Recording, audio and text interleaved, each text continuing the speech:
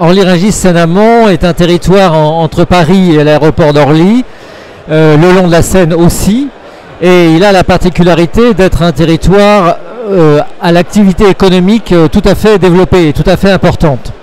Néanmoins, dans ces territoires, en vallée de Seine comme sur le pôle d'Orly-Rungis, l'immobilier est un immobilier vieillissant pour au moins certaines grandes parties, et que donc ces zones-là, bien qu'elles aient effectivement beaucoup d'emplois à l'intérieur de ces immobiliers, ce ne sont pas des friches, comme c'était le cas d'ailleurs il y a une vingtaine d'années sur la plaine Saint-Denis, et en même temps, c'est des immobiliers vieillissants, c'est des immobiliers qui sont peu denses, et qui appellent effectivement une modernisation à la fois immobilière, mais également de fabrication de la ville dense et de la ville mixte.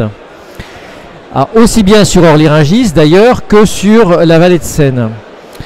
Et je dirais ce n'est pas un hasard, quand ont été tracées les lignes de Grand Paris Express, c'est au cœur de ces lieux de fortes opportunités pour l'avenir que se sont positionnées les gares, au croisement d'ailleurs des RER, puisqu'il y a un RER radial et un RER rocade, et que donc ils ont été positionnés d'ailleurs en interface et en intermodalité avec ces RER.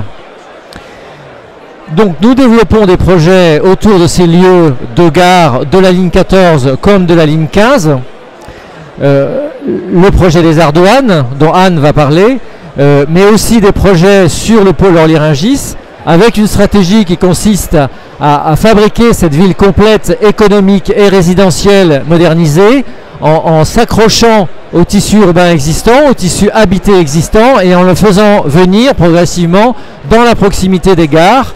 Et quand on y est déjà, comme sur les portes d'Orly par exemple, eh bien on est déjà dans la fabrication d'un projet de 36 000 m² de tertiaire, avec un projet architectural qui va être jugé. On a un jury de 3 candidatures d'ici quelques mois et un permis de construire à la fin de l'année, et ça sera sur la future gare de la ligne 14 à l'entrée du Mine, en face d'ailleurs et en vis-à-vis de la Cité de la Gastronomie.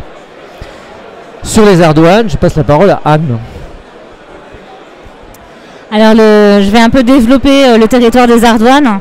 Le territoire des Ardoines, c'est un territoire de 300 hectares. Il y a 2 axes qui ont été créés au nord et au sud, en accroche justement des 2 gares du RERC, et c'est un territoire qui se développe entre les voies ferrées et la Seine.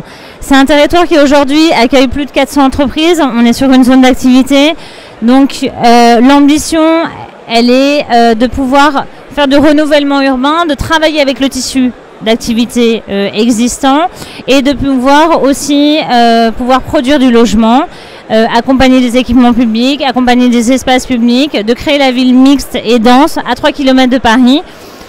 Et pour ça, donc, il y a deux opérations qui ont été créées, la ZAC Seine-Gare-Vitry au nord de 37 hectares et la ZAC Gare Ardoine, qui s'accroche également à l'avenue de Grand Paris Express de la ligne 15 en 2022, qui se développe sur 50 hectares.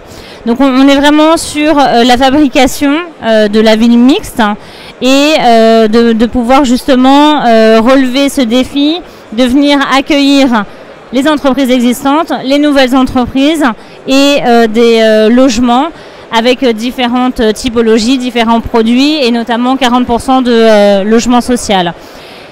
C'est un territoire d'avenir, je pense que c'est important de le dire. C'est un territoire sur lequel on a aussi été labellisé Écocité. Donc on a un accompagnement sur lequel on peut venir investir et innover sur ce territoire.